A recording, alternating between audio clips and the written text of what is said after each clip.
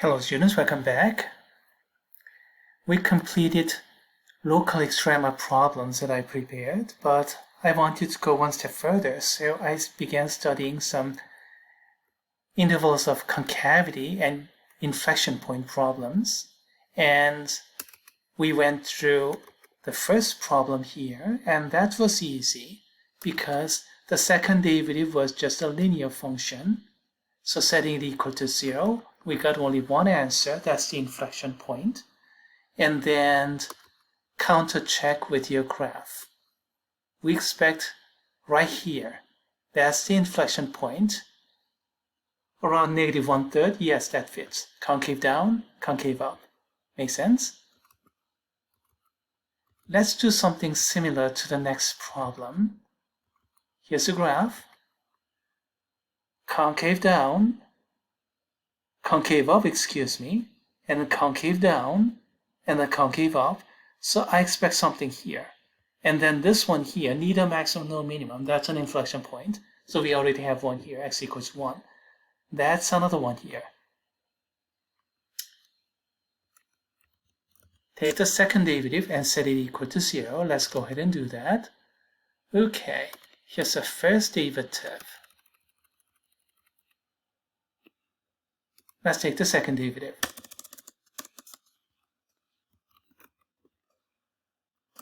Multiply by 3, 36x squared.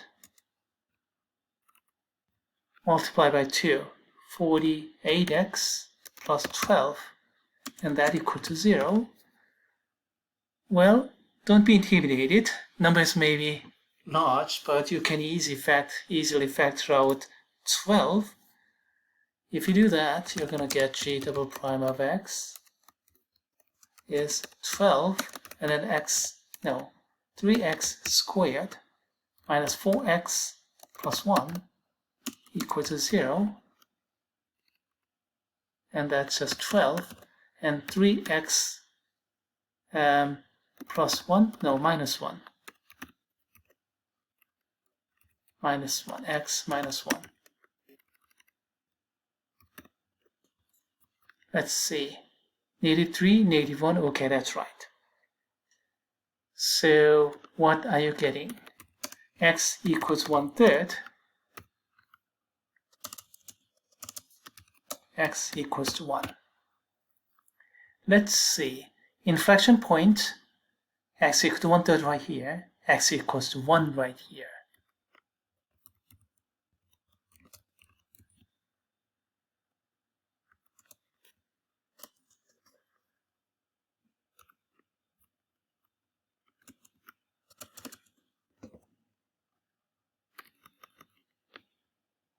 Inflection points at x equals 1/3 and x equals to 1.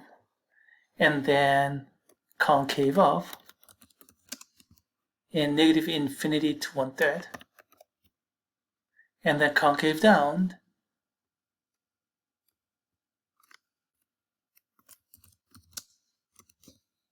and 1/3 to 1.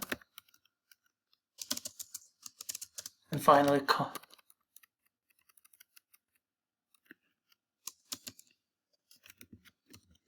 concave up in the interval 1 to infinity. Let's see.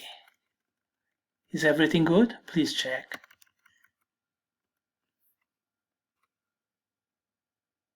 Okay, looks good. Looks good.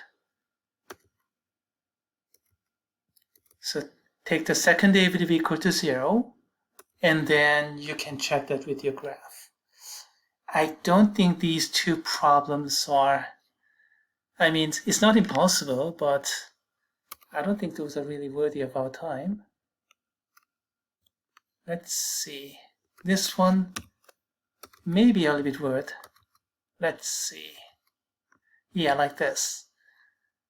Inflection points around here, clearly at 0 by the symmetry, and then somewhere around here. Concave down, concave up, concave down, and concave up. So we expect these 3. Let's see. Here is the first derivative computation. let's simplify. E to the negative x squared plus minus 2x squared e to the negative x squared. So if I factor out the exponential, we get 1 minus 2x squared. That's the first derivative computation. Why did I use this kind of form? Just to make the second derivative computation slightly easier. That's why I simplified as much as possible. We have just one product rule to apply here. This and then that. Okay, all right. Second derivative, product rule.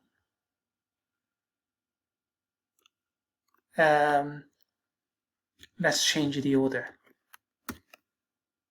Again, just for the simplicity, the derivative of the first function, negative 4x, did I do this right? And then the exponential of negative x squared, the second function. And then the first function, 1 minus 2x squared, times the derivative of the second function, but that's exponential function, so it stays the same. And by chain rule, I have to multiply the derivative of the inside. Okay, all right. I've set this one equal to 0. Make sense? Okay. Okay, I have to make this one equal to 0. Let's see. Some simplification is in order. Negative 4x exponential minus 2x times 1 minus 2x squared exponential. Oh, what am I doing? I can factor not only exponential, but 2x as well. So let me factor negative 2x times exponential. So from here, I'm going to get 2. From here, I'm going to get 1 minus 2x squared. Sorry about the typo. Please check. Did I factor everything correctly? Negative 2x out, negative 2x out, exponential is out, exponential is out. Here negative 4, so 2 still stays.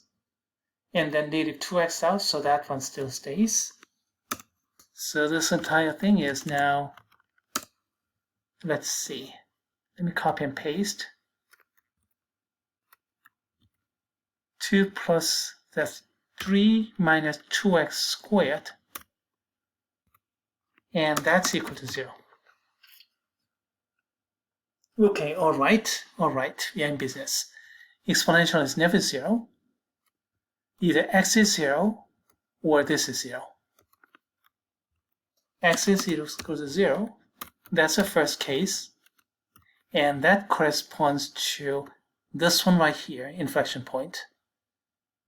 And then this one here, 3 minus 2x squared is 0. X squared is 3/2. Therefore, x is square root of that.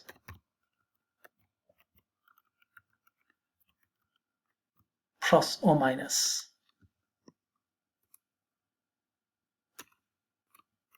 And then that's approximately equal to plus or minus. And then, of course, I'm going to use mathematical computation. 1.224 something. So do we have something here, 1.224 something? Yes, precisely where I expected. So take the derivative and then take the second derivative, set it equal to 0, but it's a transcendental equation, so what do? Factor. It's a tricky factorization, but it's not really out of control. So here's a conclusion.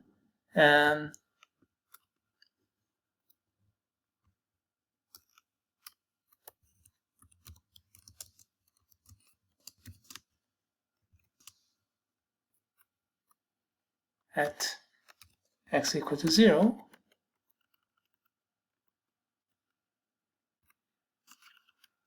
and at x equals to, plus or minus square root of 3 over 2. Okay, that. Now, concave down in negative infinity to negative square root of 3 over square root of 2, right here. And then concave up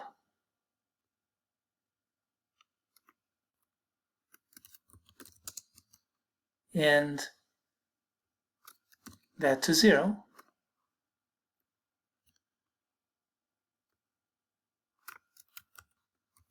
Concave down in 0 to square root of 3 over 2.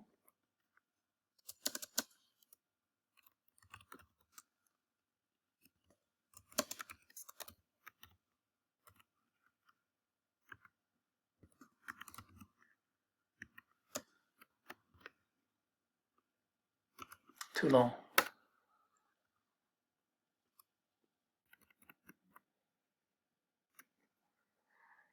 Okay, let me write down the conclusion like this. Once you have this computation done, solve this, writing down the solution is not too bad, but solving that equation is a bit of a headache. With the computer algebra system, of course, you can do that, but for straight-up computation, this one here, second derivative and then set it equal to 0 and factoring exponential out, and what's left is just cubic equation with GCF, so quadratic. Possible, but I have to agree that this is a kind of problem that is pushing the envelope. As for the other problems, I think I better give those up. And even this one, I have to kind of de-emphasize as upper level problem, not for everybody. But first two problems are okay. So we can consider concavity as well. And then the key technique to employ is taking the second derivative and set it equal to 0. Of course, plot the graph so that you have to anticipate first. Without the graph, you can do it, but it's much harder.